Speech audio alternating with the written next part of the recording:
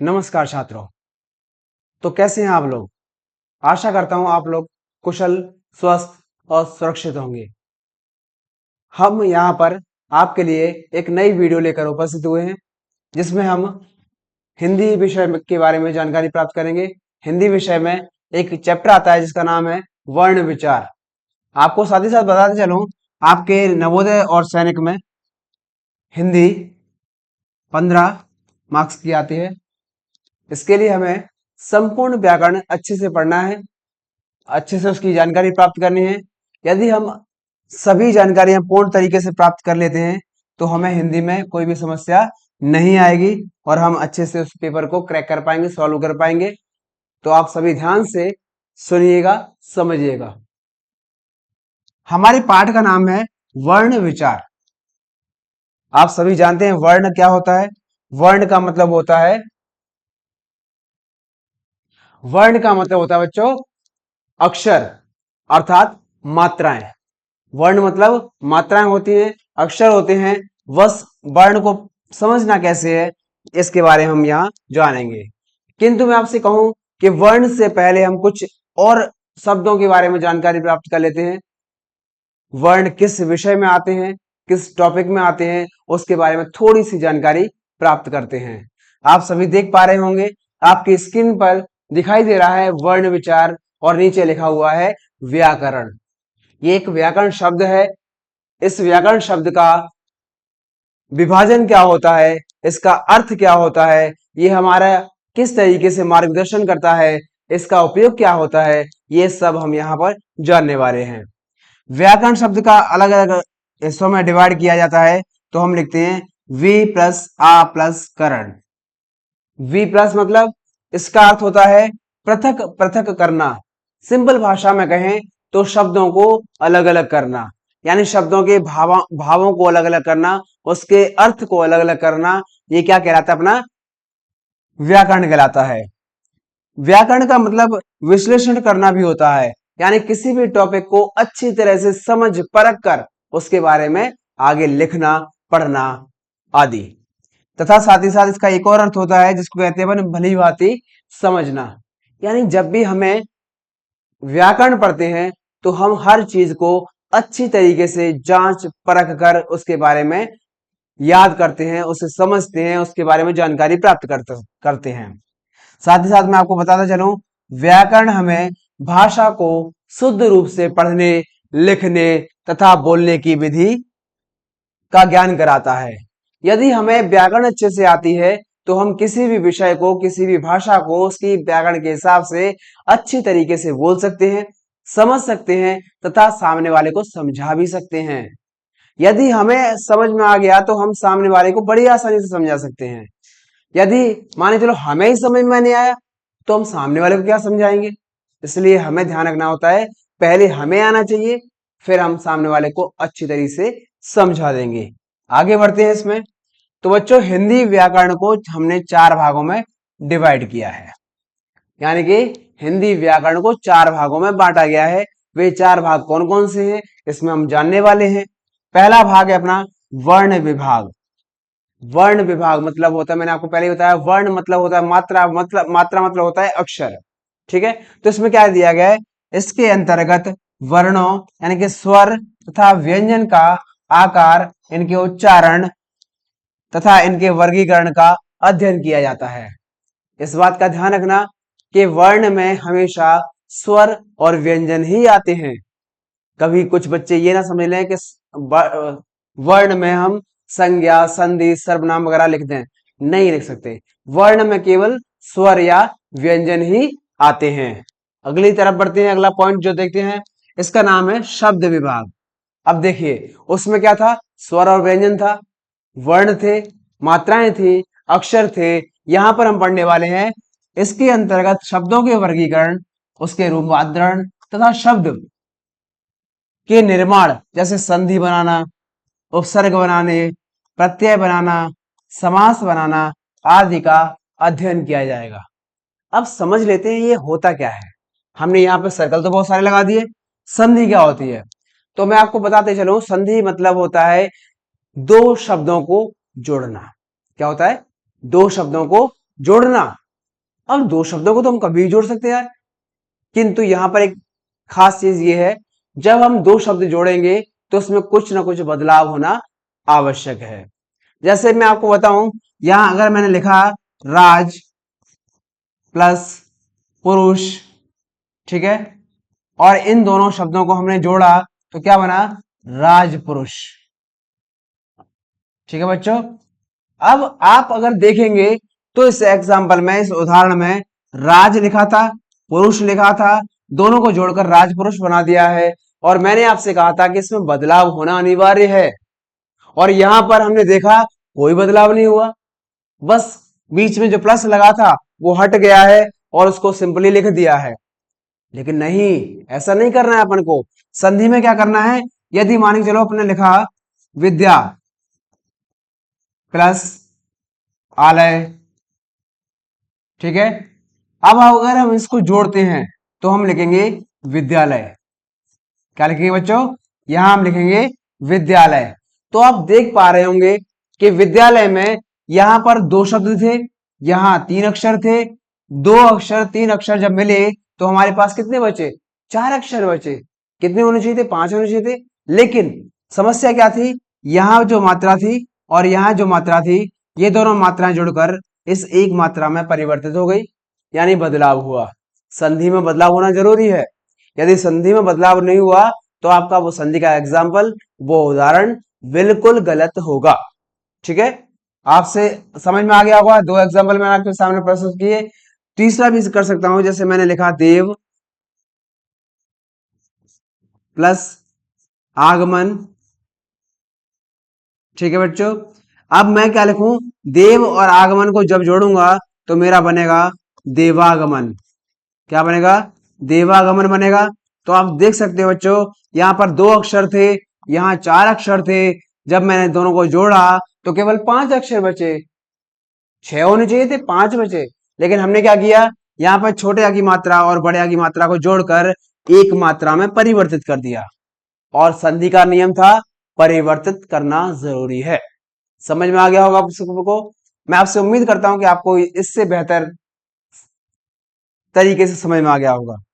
साथ ही साथ हम तीसरा पॉइंट पढ़ते हैं, जिसका नाम है पद विभाग। पद, पद को हम वाक्य भी कहते हैं, पद को हम वाक्य भी कहते हैं।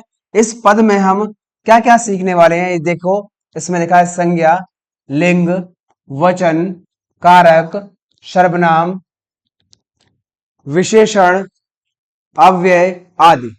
यानी इस पद नामक पाठ में, इस पद नामक टॉपिक में हम इन सभी के बारे में चर्चा करेंगे। इसमें हमें यही चीजें सिखाई जाती हैं, समझाई जाती हैं, बताई जाती हैं। ध्यान रखिएगा।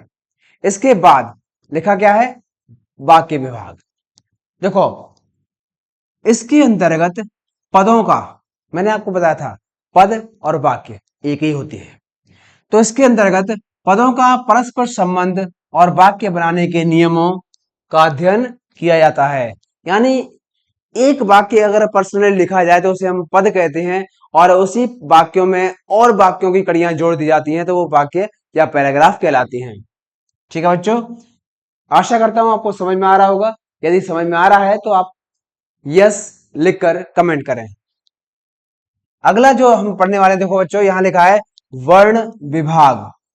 यानी हम पहले वर्ण के बारे में पढ़ने वाले हैं।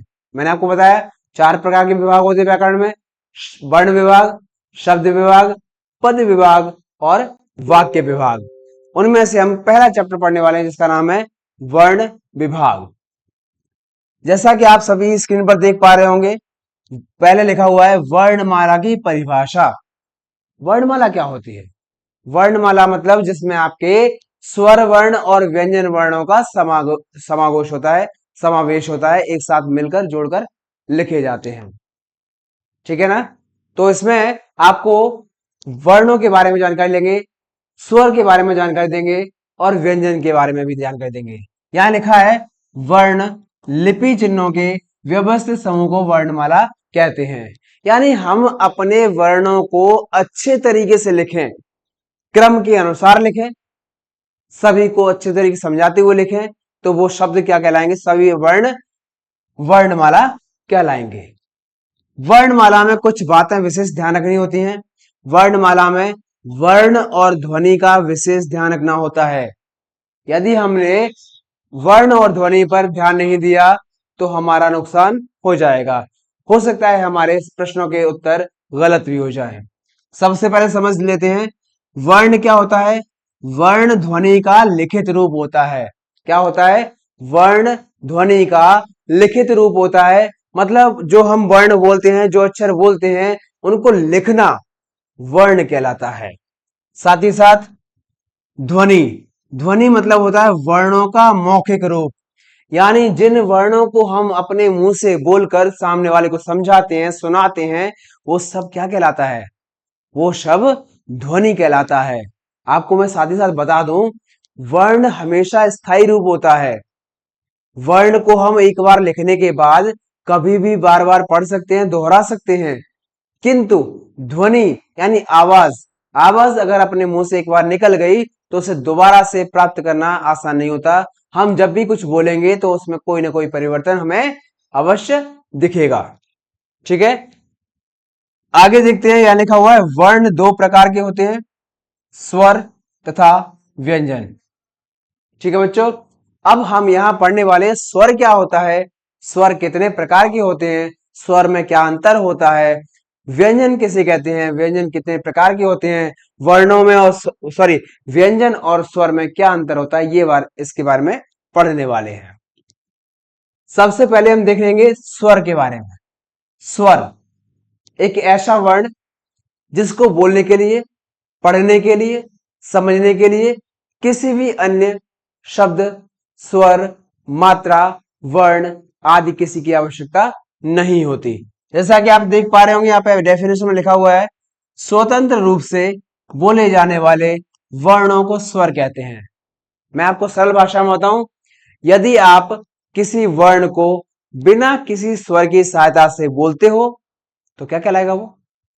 आप यदि किसी वर्ण को बिना किसी स्वर की सहायता से बोलते हो तो उसे हम स्वर कहते हैं। स्वर को बोलने के लिए किसी अन्य स्वर की आवश्यकता नहीं होती। स्वर को बोलने के लिए किसी अन्य शब्द की आवश्यकता नहीं होती। स्वर को बोलने के लिए अन्य किसी मात्रा की भी आवश्यकता नहीं होती। वो खुद एक मात्रा है, खुद में ही एक वर्ण है। ठीक है, अब देखते हैं हम इनकी संख्या, कुल संख्या। मतलब आपसे पूछा जाए कि संपूर्ण स्वर कितने होते हैं तो हम लिखेंगे संपूर्ण स्वर 13 होते हैं। कितने होते हैं बेटा? 13 होते हैं। 13 में से अपन निकालते हैं। देखो कुछ ये आपके सामने लिखे हैं, 11 यहाँ लिखे हुए हैं, 2 ये लिखे हुए हैं। तो बच्चों ध्यान रखना, ये जो मैंने 11 अलग से निकाले हुए हैं इनको हम सामान्य स्वर के नाम से जानते हैं, और अंत में जो 2 अलग से लिखे हुए हैं इनको हम मूलतः स्वर के नाम से जानते हैं। इनमें एक चीज और भी होती है, मूल स्वर, यानी वे स्वर जिसके टुकड़े नहीं हो सकते, जिसको 2 हिस्सों में डिवाइड नहीं कर सकते, जिसकी मात्राओं को भी अपन ज्यादा ध्यान से नहीं पढ़ते, वे सब क्या होते हैं? मूल स्वर होते हैं। आगे की बात पढ़ते हैं। यहां पर लिखा है बच्चों, थोड़ा सा मिस्टेक है, यहां आएगा मात्रा। ठीक है, तो यहां लिखा है स्वर की मात्रा। तो आपको मैं एक बात बता दूं, व्यंजन वर्ण कभी भी बिना स्वर की सहायता से बोला नहीं जा सकता। यानी कि अगर हमें किसी अक्षर को पढ़ना है, किसी व्यंजन को पढ़ना है, तो उसके साथ स्वर की मात्रा होना अनिवार्य है। यदि स्वर की मात्रा नहीं होगी तो हम उस व्यंजन वर्ण को नहीं पढ़ सकते। इसमें लिखा है देखो, व्यंजनों के विभिन्न प्रकार के उच्चारणों को स्पष्ट करने के लिए जब व्यंजन के साथ स्वर का योग करते हैं, जैसे मैंने आपको पहले बताया, व्यंजन स्वर की सहायता से ही बोले जाते हैं। बिना स्वर के व्यंजन को कभी पढ़ा नहीं जा सकता। यह लिखा है, व्यंजन के साथ स्वर का प्रयोग करते हैं तो स्वर अपने मूल रूप में न आकर जिस रूप में आता है उसे हम उस रूप को स्वर की मात्रा कहते हैं। यह थोड़ा सा देखते हैं, यहां ना आएगा, यहां पे आकर आएगा और यहां पर जिस आएगा। ठीक है बच्चों, तो हम क्या कह रहे हैं, हमने आपसे कहा कि जिस व्यंजन में अगर स्वर को जोड़ दिया जाए, स्वर की मात्रा को जोड़ दिया जाए, तो वह स्वर अपने वास्तविक रूप में नहीं न आकर मात्रा के रूप में परिवर्तित हो जाएगा। आगे भी देखते हैं अपन।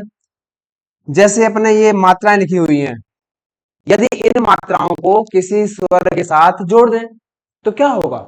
कुछ खास नहीं होगा। मान के चलो अपने क के साथ अ को जोड़ दिया। अब जब हमने इन दोनों को जोड़ेंगे तो ये क बन जाएगा, यानी इसमें अ की मात्रा विलुप्त हो गई, गायब हो गई, है ना। दूसरी तरफ अपन देख सकते हैं, यदि हम क पे बड़ा की मात्रा को ऐड करके चलते हैं तो यहाँ पर क्या होगा? ये का में परिवर्तित हो जाएगा, यानी कि जो बड़ा आ लिखा हुआ था वो विलुप्त हो गया, गायब हो गया और मात्रा के रूप में बदल गया। जैसा कि इसमें बताया गया है कि जब हम व्यंजनों के साथ किसी स्वर का इस्तेमाल करेंगे, प्रयोग करेंगे, तो वो स्वर स्वर ना होकर मात्रा के रूप में बदल जाएगा। ठीक है, ये वही एग्जाम्पल थे सारे जो इधर है, मैंने आपको बता दिए। हाँ, हमें कुछ खास बातों का याद रखना होगा। खास बात क्या होती है आपको बताते चलता हूं। जैसे अ की मात्रा, आ की मात्रा, ये जो दो मात्रा हैं और ये तीसरी ई की मात्रा, ये तीन मात्राएं हमेशा वर्ण के आगे जुड़ती हैं। कहां जुड़ती हैं? वर्ण के आगे। जैसे अपन ने लिखा, क्या लिखा? ख लिखा, तो ख में मात्रा आगे लगी है। अगर हमने लिखा खा, तो खा में मात्रा भी आगे लगी है। अगर बड़ी की मात्रा को जोड़ेंगे तो अपन लिखेंगे खी, अर्थात वर्ण के आगे जुड़ी है। ठीक है। दूसरा लिखा है मात्रा पहले लगती है। देखो क्या है, हम आपको बता देते हैं, छोटी की मात्रा हमेशा वर्ण के पहले लगती है। जैसे आप देख सकते हैं, हमने लिखा सिर, ठीक है। सिर लिखेंगे तो सिर में स में यह मात्रा कहां लग रही है? आगे लिख रही है। या अपन लिखें विधि, हमने अगर लिखा विधि तो आप देख सकते हो छोटी की मात्रा वर्ण में पहले लग रही है। ठीक है, तो हमें याद रखना होगा कि छोटी की मात्रा वर्ण में हमेशा पहले लगती है। ठीक है। अगला देखिए, यह लिखा है मात्राएं वर्ण के नीचे लगती हैं। तो मैं आपको बता दूं कौन कौन सी मात्राएं वर्ण के नीचे लगती हैं। छोटे ऊ की मात्रा वर्ण के नीचे लगती है, बड़े ऊ की मात्रा भी वर्ण के नीचे लगती है, और रे की मात्रा भी वर्ण के नीचे लगती है। कैसे लगती है आप देख सकते हो। कुसुम में देखो, कुसुम में क और स पर छोटे ऊ की मात्रा वर्ण के नीचे लगी है। दीपू में भी बड़े ऊ की मात्रा वर्ण के नीचे लगी है। कृषि और व्रत में भी रे की मात्रा वर्ण के नीचे लगी है। तो हमें यही बात का क्या ध्यान रखना होता है, क्योंकि हम मिस्टेक्स जो करते हैं इसी जगह करते हैं। हमें यही नहीं पता होता कि हमें कौन सी मात्रा कहाँ लगानी चाहिए या फिर कौन सी मात्रा किस तरीके से लगती है। इस बात का ज्ञान जिस दिन हो जाएगा, हम कभी भी हिंदी लिखने में गलती नहीं करेंगे। आगे देखो, मात्राएं वर्ण के ऊपर लगती है, तो कौन कौन सी मात्राएं होती हैं जो वर्ण के ऊपर लगती है बच्चों? वर्ण के ऊपर लगने वाली मात्राओं में ए की मात्रा आती है, आई की मात्रा भी आती है, ओ की मात्रा आती है, औ की मात्रा आती है और अंग की मात्रा आती है। ये जो मात्रा मैंने अभी आपके सामने लिखी हैं, ये सभी मात्राएं हमेशा वर्ण के ऊपर आती हैं। जैसे कि आप एग्जाम्पल में देख पा रहे हो, पैर लिखा हुआ है तो प पे आई की मात्रा ऊपर लगी हुई है। एक चंद्र बिंदु भी होता है बेटा, जो इसी का दूसरा भाग होता है। अंग या चंद्र बिंदु दोनों एक दूसरे के प्रतिरूप हैं और ये दोनों की मात्रा हमेशा वर्ण के ऊपर लगती है। ठीक है। हाँ, देखिए पांचवा पॉइंट लिखा है, जब किसी शब्द की शुरुआत स्वर से होती है तो वह अपने वास्तविक रूप में आता है। देखो बच्चों, क्या होता है स्वर? मतलब मात्राएं। यदि स्वर किसी भी उदाहरण में शुरुआत में लग जाए, पहले लग जाए, तो हमें क्या करना होता है? हमें उस स्वर को उसके वास्तविक रूप में लिखना होता है। कैसे लिखना होता है? जैसे मैंने लिखा अविश्वास, क्या लिखा? अविश्वास मैंने लिखा, तो आप देख सकते हो कि अविश्वास में जब स्वर पहले आया तो स्वर की मात्रा मात्रा के रूप में ना आकर बल्कि उस अपने वास्तविक रूप में आती है। अगर हमने लिखा होता अशिक्षा, तो आप देख पा रहे होंगे जब हमने अशिक्षा लिखा तो अ जो स्वर था वो पहले आया और अपने वास्तविक रूप में आया। किंतु अगर इसके विपरीत अपन देखें कि यदि कोई स्वर किसी शब्द के बीच में आता है या किसी शब्द में दो या दो से अधिक मात्राएं आती हैं, तो वहां पर हमारे साथ क्या होता है वो हम आपको बताते हैं। बच्चों, जब भी किसी व्यंजन के वर्ण के साथ दो या दो से अधिक मात्राएं आती हैं तो हमें करना क्या होता है। देखो, पहली मात्रा दूसरी मात्रा हमेशा, मतलब पहला स्वर दूसरा स्वर दोनों मात्रा के रूप में आते हैं और तीसरा स्वर अपने वास्तविक रूप में आता है।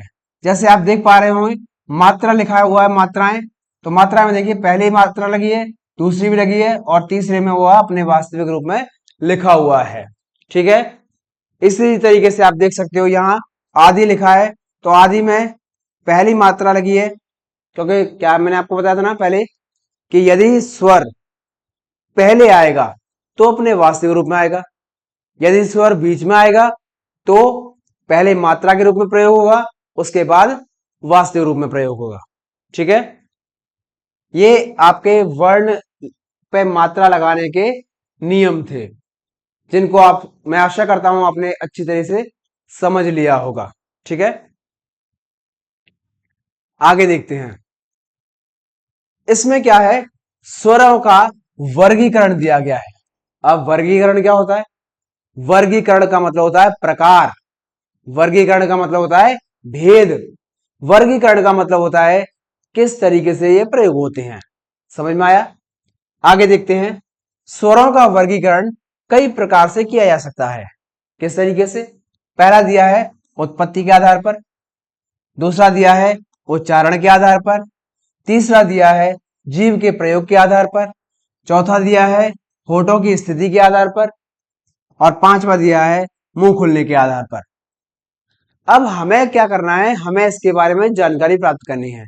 क्या होता है उत्पत्ति, क्या होता है जीव के आधार पर, क्या होता है मुंह खुलने के आधार पर, कैसे समझेंगे उच्चारण के आधार पर, तो हम आगे इसके बारे में चर्चा कर लेते हैं।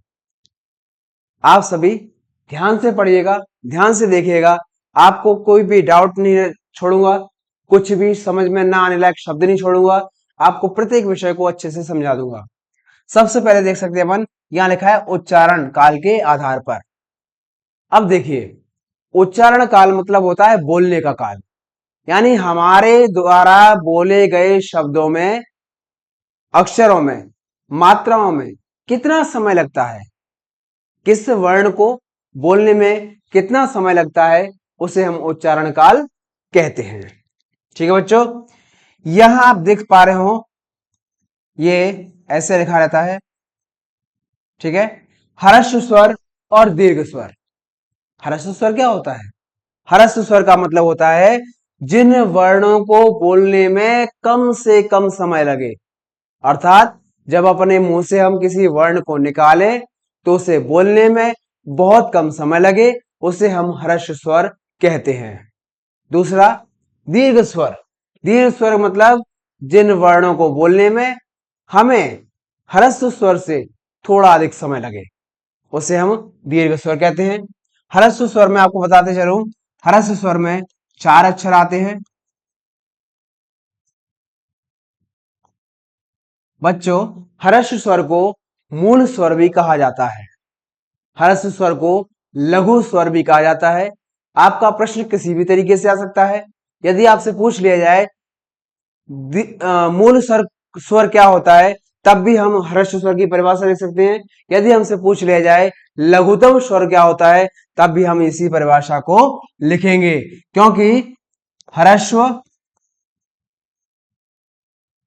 लघु और मूल, ये तीनों शब्द एक दूसरे के पर्याय शब्द हैं, अर्थात पर्यायवाची हैं। इन तीनों शब्दों का अर्थ एक है, प्रयोग अलग अलग अलग है। ठीक है, देखो यहां लिखा भी है कि ह्रस्व स्वर को लघु स्वर या मूल स्वर भी कहते हैं। ये 4 प्रकार के होते हैं। 4 कौन कौन से होते हैं? 4 मैंने लिखे हैं आपके सामने। अ लिखा है, ई लिखा है, आप देख सकते हो, आपकी स्क्रीन पर दिख भी रहा होगा लिखा हुआ। ये 4 मूल स्वर, ह्रस्व स्वर और लघु स्वर के नाम से जाने जाते हैं। ठीक है बच्चों, आगे पढ़ते हैं अपन। इसमें लिखा है दीर्घ स्वर। जैसा कि पहले ही मैंने आपको बता दिया कि ह्रस्व स्वर यानी मूल स्वर से बोलने में जितना समय अधिक लगता है उन्हें दीर्घ स्वर कहते हैं। अब हमारे पास आप लोगों को बताने के लिए एक और चीज है, वो ये है, हमने पहले ही आपको बताया था कि अ से औ तक के लिए हमारे पास कितने वर्ण होते हैं बच्चों? 11 वर्ण होते हैं। 11 होते हैं। 11 में से हमने क्या किया? 4 वर्णों को निकाल लिया। कौन कौन से 4 निकाल लिए थे? अ को निकाल लिया था, ई को निकाल लिया था, उ को भी निकाल लिया था और री को भी निकाल लिया। तो इनमें से कितने निकल गए? 4 निकल गए। कितने बचे अपने पास? 7 अक्षर बचे, यानी 7 वर्ण बचे। तो वो 7 वर्ण क्या कहलाते हैं बच्चों? वो 7 वर्ण दीर्घ वर्ण कहलाते हैं। वे 7 वर्ण क्या कहलाते हैं? दीर्घ वर्ण कहलाते हैं। इनको बोलने में स्वर से, सॉरी, मूल स्वर से थोड़ा अधिक समय लगता है। हाँ, एक विशेष बात आपके लिए, संस्कृत में प्लुत नाम से स्वर का एक तीसरा भेद भी माना जाता है, पर मैं इसका उपयोग नहीं होता, मतलब हिंदी भाषा में इसका प्रयोग नहीं होता। प्लुत स्वर कैसा होता है?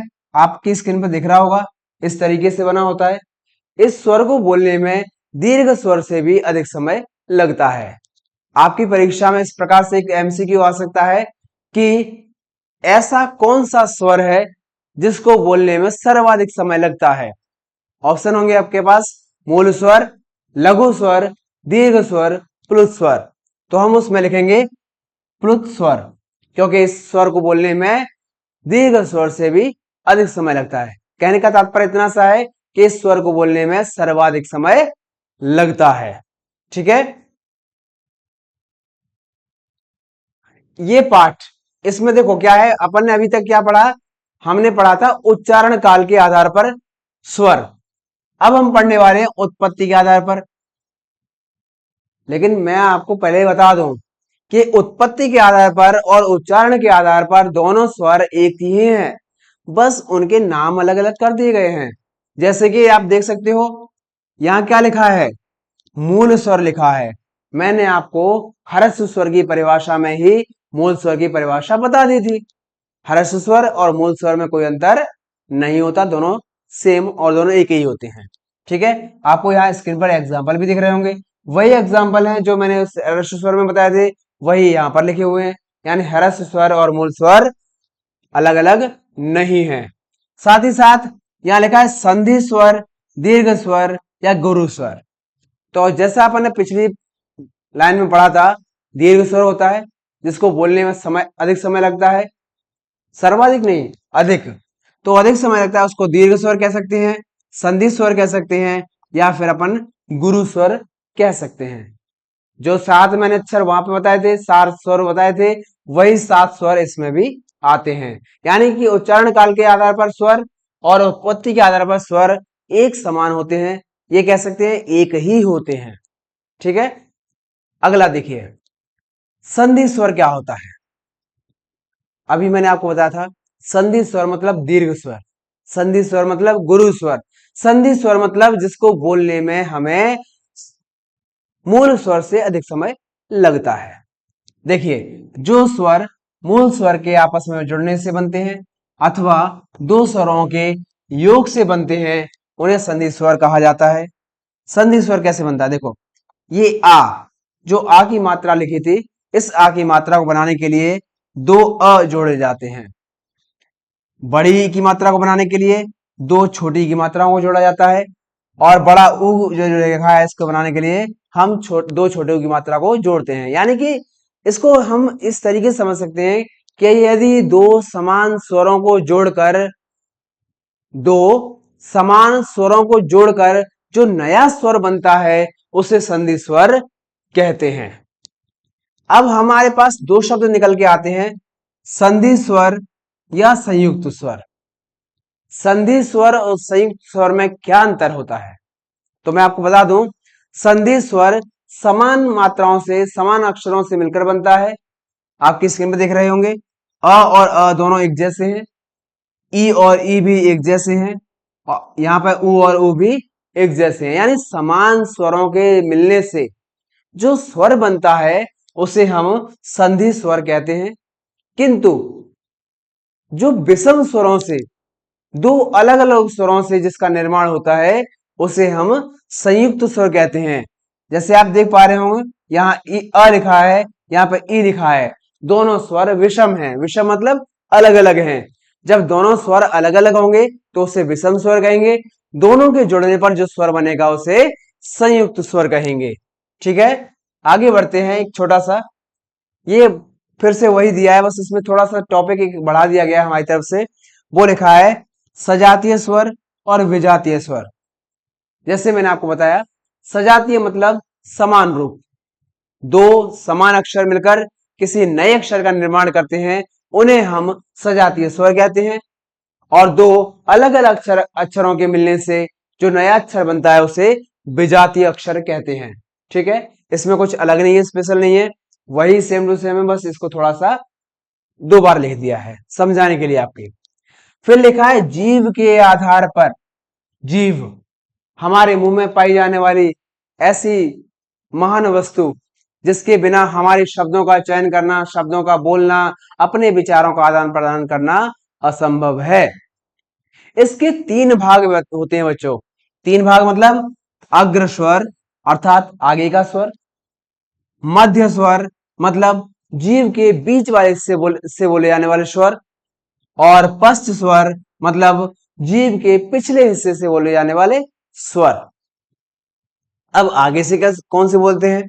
तो देखो यहां लिखा है अग्र स्वर में ई, बड़ी ए, आई और रे आते हैं। मतलब जीव के नुकीले भाग से जो स्वर बोले जाते हैं उन्हें हम अग्र स्वर के नाम से जानते हैं। अगला देखिए आप, मध्य स्वर मतलब हमारे जीव के बीच वाले हिस्से से जो स्वर बोले जाते हैं उन्हें जीव का मध्य स्वर या मध्य भाग स्वर कहा जाता है। ठीक है, इसमें आपको जब अ बोलोगे तो अ बोलते समय हमारी जीभ थोड़ी सी बीच में से उठ जाती है, तब हमारा यह स्वर निकल पाता है, इसकी आवाज आती है, इसकी ध्वनि निकल पाती है, तो इसे हम क्या कहते हैं? मध्य स्वर कहते हैं। अगला लिखा है देखो बच्चों, पश्च स्वर। जैसा कि मैंने आपको बताया, जीभ के पिछले हिस्से यानी कंठ से, गले से जो स्वर निकलते हैं उन्हें हम पश्च स्वर कहते हैं। यहां क्या लिखा है देखो, जिन स्वरों के उच्चारण में जीभ का पिछला भाग काम करता है उसे पश्च स्वर कहते हैं।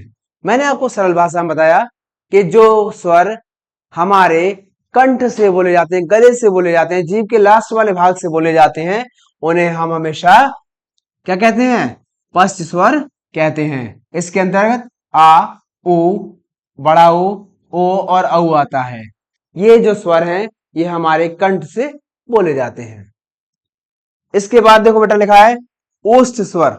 ओष्ठ मतलब होता है होठ, यानी जब हम किसी स्वर को बोल रहे हैं तो हमारा ना तो जीभ काम करेगी, ना तो दांत काम करेंगे, और ना ही हमारा जीभ का आगे का भाग काम करेगा। इसमें दो चीजें काम करेंगी, वो है एक हमारा गला यानी कंठ और एक हमारे होठ। तो हम आपको बता देते हैं, यहां पर इस अक्षर को बोलने के लिए हम होठों का प्रयोग करते हैं, दूसरे इस अक्षर को बोलने के लिए भी हम केवल होठों का ही प्रयोग करते हैं। जैसे ऊ बोला तो हमारा होठ का आकार बन गया, बड़ा ऊ बोला तब भी हमारे होठ का आकार बन गया, ओ हमने बोला तब भी आकार बन गया, और औ हमने बोला तब भी हमारे होठों का आकार बन गया।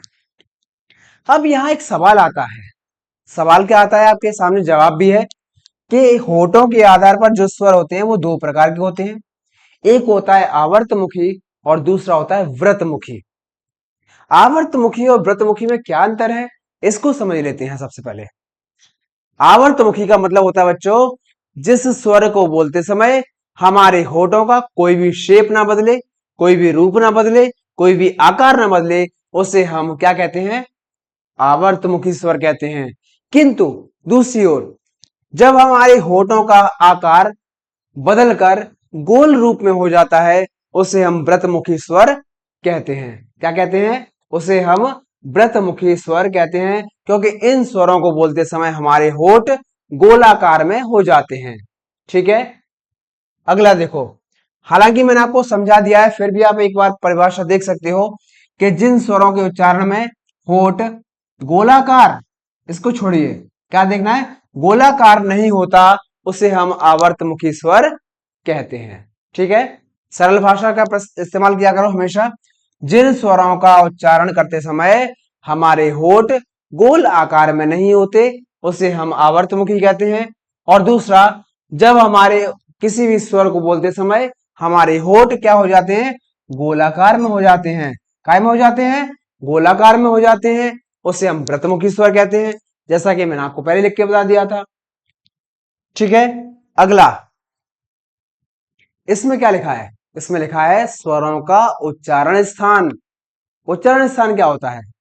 उच्चारण स्थान मतलब हम स्वर को किस भाग से, कहां से, कब, कैसे बोलते हैं, वो उसका उच्चारण स्थान कहलाता है। ठीक है, अगला देखिए। इसमें मैं आपको बता दूं, इसमें खास चीजें क्या है?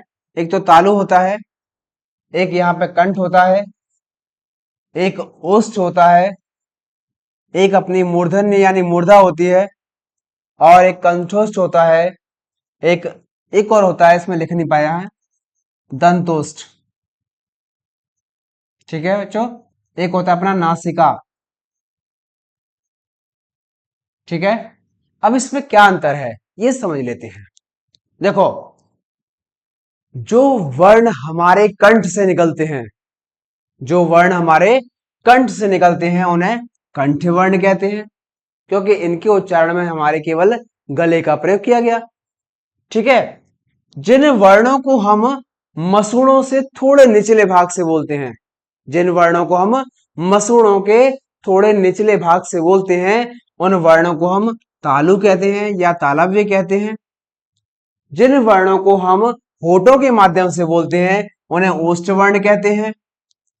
जिन वर्णों को हम मसूड़ों के माध्यम से, यानी कि जिन वर्णों को बोलते समय हमारी जीभ सीधे मसूड़ों से जाकर टकराती है, उन्हें हम मूर्धन्य स्वर या फिर मूर्धा वर्ण कहते हैं।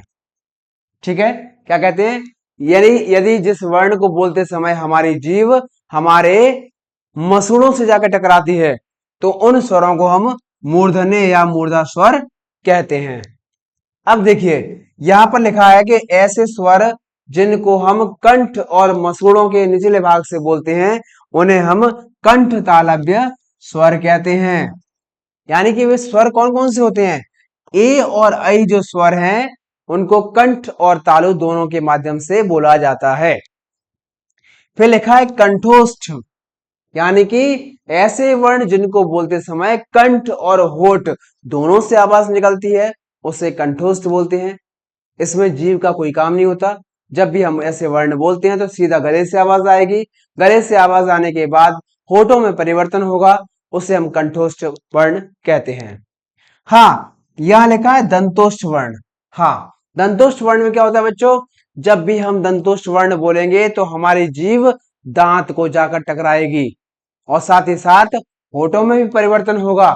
जैसे व, हमने व पढ़ा तो व में हमारा निचला होठ ऊपर वाले दांतों से जाकर टकराया, होठ में परिवर्तन आया, साथ ही साथ दांतों में भी टकराया, तो उसे हमने बोल दिया दंतोष्ठ। हाँ बच्चों, ये लिखा है नासिका। नासिका वर्ण का मतलब होता है हमारे वर्णमाला के पंचमाक्षर। वर्णमाला में पंचमाक्षर किसको कहते हैं? आपने अपने क से लेकर म तक के जो वर्ण पढ़े होंगे, जो व्यंजन पढ़े होंगे, उन्हें ही हम वर्णमाला के पंचमाक्षर कहते हैं। पंचमाक्षर में आपने देखो, एक तो ये वाला वर्ण आता है, दूसरा ये वाला वर्ण आता है, तीसरा ये वाला वर्ण है, चौथा न आता है, और पांचवा म आता है। इन वर्णों को हम वर्णमाला का पंचमाक्षर कहते हैं और यही वर्ण नासिका वर्ण भी कहलाते हैं। मतलब जो हमारे पंचमाक्षर होते हैं, पंचमाक्षर वर्ण होते हैं, वही पंचमाक्षर हमारे नासिकाक्षर भी कहलाते हैं। यदि आप कभी फुर्सत में बैठे घर पर प्रयास करें तो अपनी नाक को बंद करके इन वर्णों को बोलने का प्रयास करोगे तो आपकी ध्वनि कुछ अलग ही आएगी। कहने का तात्पर्य है कि नाक को बंद करने के बाद हम इन वर्णों को बोल ही नहीं पाएंगे, तो उसे इसी वजह से इसका नाम नासिका वर्ण दिया गया है। ठीक है, आशा करता हूं कि आपको हमारा स्वर वाला पाठ स्पष्ट रूप से समझ में आ गया होगा। ये व्यंजन वाला जो पाठ है इसको हम कल प्रारंभ करेंगे। आप सभी छात्र छात्राएं समय से उपस्थित होकर अपना महत्वपूर्ण योगदान प्रदान करें। धन्यवाद। शुभ रात्रि।